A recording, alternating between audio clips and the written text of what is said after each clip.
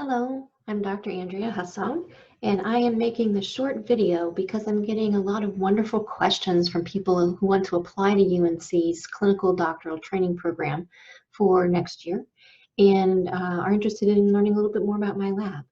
Unfortunately, I'm not able to reply to all the emails with the answers you'd like, so instead I decided to make this little video to give you some of the broad responses that I can to questions that I'm getting. So first, I'm delighted that people are reaching out and are interested in the graduate program here and in our work in particular. That's wonderful. I'm going to give you a couple of tips in thinking about how to approach that this year. Many you've heard before, but I just want to put them in here to make sure that everybody's hearing the same information. So the first thing I would like to say is the application is going to look a little bit different this year. So UNC, like other graduate programs, has decided not to use the GRE. And the question that I'm getting about that is whether to take the psych GRE, even if you aren't taking the overall GRE. And I think the answer to that is if you have a psych degree or you can show that you have a background in psychology, you wouldn't need to do that. And you may not need to do it anyway. But if you don't have that background and you just want to sort of demonstrate that you've got the basics of psychology under your belt, that would be an option that you could consider. The other question that I'm getting is a little bit about what the essays are going to be, and they will be different. So the prompts for the essays have been changed a little bit to be a little bit more specific and make sure that we are letting you know what types of information we'd like to learn about in evaluating applications. So if those haven't been released yet, they will be soon, and keep an eye out for those. So the materials that you will need to submit are your resume or CV, your essays, your transcripts, and your letters of recommendation. So a couple of notes on those. Letters of recommendation are important for thinking about how to get a perspective on what your experiences are and your preparation for the program. I would encourage you to think about how to support your letter writers in making those letters as strong as possible. So when you're contacting people and you're very organized about where they're submitting letters and how, you might also want to include prompts of things that you're hoping they remember about you, a project you've worked on or a skill that you picked up, just because sometimes people need a little bit of help remembering the details. And the more that those details can be present in describing something important about you, the better. So help people write you a good letter. The issue on resumes and CVs, I would encourage you to move away from the business style one-page CV and to include all your relevant experiences in there. You don't have to overwrite them and pad them, but it really is the one snapshot of what's going on for you in getting yourself ready for a graduate school application. So think about that being something that more fully represents your experience. I would include names of people you've worked with, the projects you've worked on, the types of skills that you have picked up, and the types of interests that you have moving forward.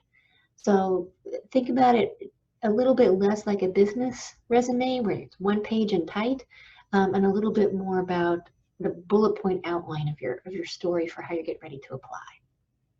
In terms of the essays, one of the things I would say is important there is these are not only giving us information about your answers to the prompts, but they're also writing samples. So make sure that you spend a good amount of time giving us your best writing. Have everyone read this, have them respond to your writing prompts, give you feedback on what you've written there, because sometimes we're a little bit more humble than we should be in this process. And there may be things that you're not thinking about, but don't hesitate to contact those people around you, professors that you've known, graduate students you might have worked with, other people who are applying, a fellow student, those people who love you and know you. Ask them to give you feedback on those so that you know that they are the best that you can put forward. So that's my advice on getting your materials ready. What we're looking for when we read those materials are first, whether you're prepared to succeed in graduate coursework. And I'll be looking, everybody's looking at transcripts and writing samples through the essays and your letters of recommendation to get some of that information. We're interested in whether you have a passion for the work. Graduate school is hard and clinical is very demanding because you're picking up skills in both research and in doing clinical work at the same time. It's a lot of work and you need to come in pretty darn charged to get yourself motivated to move through that work and find the work itself rewarding. So convey that passion and let us know what you're excited about. And I would say the other thing that we're looking for is fit. So if you've been concerned with rankings, throw that sheet of paper away. Not very helpful at all. What you really want is to go to the place that's going to give you the training to do what you want to do. And that has nothing to do with rankings. Rankings may have no experience in the issue that you want to pursue. So fit is everything. So let me just say something about my lab. We're talking about fit to the program and fit to a particular lab. Most of the programs that you might be applying to with a clinical doctorate is really about how you're going to fit into a particular advisor's lab, so they're match programs often. So rather than getting admitted to the program in general, you get committed to the program and to a lab. So you want to take advantage of learning about what's going on with faculty members by stalking their web pages and learning everything you can about them. If you haven't sent that touch base email to say, hey, are you taking a student? And they don't have it posted on their website, that's worth doing, because if they're not taking somebody and there's no one else to work with in that program, it's probably not worth your time to apply to that particular program. But fit. So for my lab, yes, we are looking for a new student to join us next year. So we are open to and reviewing applications. We do work in two primary areas, and that is in the development of gratitude in children and what parents do to socialize gratitude and positive outcomes. We also just collected some data about the experience of COVID-19 for these families. So we're also trying to see how some of these positive, other focused emotions, experiences, behaviors impact how families are responding to COVID-19. And in general, these are fairly well-resourced families. The other big area of research for us is in addictions, and we do this in a variety of ways.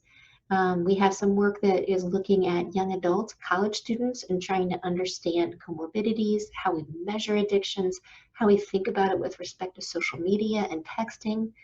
And then we also have some work that's younger and looking at more vulnerable populations, so opportunity youth who are on the verge of becoming or are homeless, and trying to understand how we support them in their transition to young adulthood. And then another big area of work for us is looking in younger populations, so parent-child dyads when they are 2 to 6, and thinking about how we can support the bonding and the parenting of those in recovery during those years, using new technologies like virtual reality and using tailoring of parenting techniques to this particular population and time in recovery. So those are a sampling of some of the projects that we are engaging in now, or we're starting to pursue different grant opportunities for. It's hard to say where we'll be in it exactly in a year from now, but those are the things that are on our plate. So one question for you is, how do you fit into that? How do you complement that? Or how would you bring something that you see as being synergistic to that? I am a better mentor for people who have strong research interests. So if you're primarily looking for clinical training, in general, UNC may not be the best place for you. There's a lot of research involved in the program, and so you want to have a pretty strong interest in that coming in the door. You also get strong clinical training, but you're going to be engaged in both. I myself do mostly research at this point, even though I have students who've gone into a wide array of different positions that involve clinical work solely to research solely and various combinations. But for me, I know that I can provide a better experience for those people who are most interested in having some strong research training. So if that's something that you're interested in, make sure you let us know. I'm also looking for people who are creative and thinking carefully about how to use science to address real-world issues. So not necessarily about if I've read a paper or what might be another study I can do, which is sort of an academic exercise. What I would really hope to do with students when they come in is to help them understand what the problems are that they are wanting to solve in the real world and how science helps you get there. So that's what I'm looking for, people who are really interested in those translational issues. And that means that I'm looking for people who have some sense of what it is they want to study. They don't have to be so focused and narrow and rigid that it might be hard to get a match, but they're focused and flexible. So that's sort of the words I would put on how to talk about your interest is focused and flexible. What are the issues you want to understand? And do they align with the type of opportunities we're able to provide? So if you're interested in studying something that's not in my wheelhouse, I'm going to be a terrible mentor for you. Um, and and that's not something that I would be interested in doing because I don't like being a terrible mentor for anyone, and you deserve a good mentor for what you want to do. So really being able to provide a, an opportunity for people who are interested in engaging in the types of things that we're able to train people in is what we're interested in. So hopefully this gives you a little bit of an idea of some of what we're looking at and some of what we're doing for our lab and for the application process more broadly. I am sorry that I won't be able to respond to all the inquiries that I'm getting at this point, but I do look forward to looking at applications. I know that the application process for us will involve reading materials when they come in, doing a series of Skype or Zoom interviews, and then there will be an interview day, which will be virtual, that will be happening in, I believe, February. I know it's on our website for UNC. So that's what comes next. And I wish you all the best as you are journeying through this exciting time in your careers.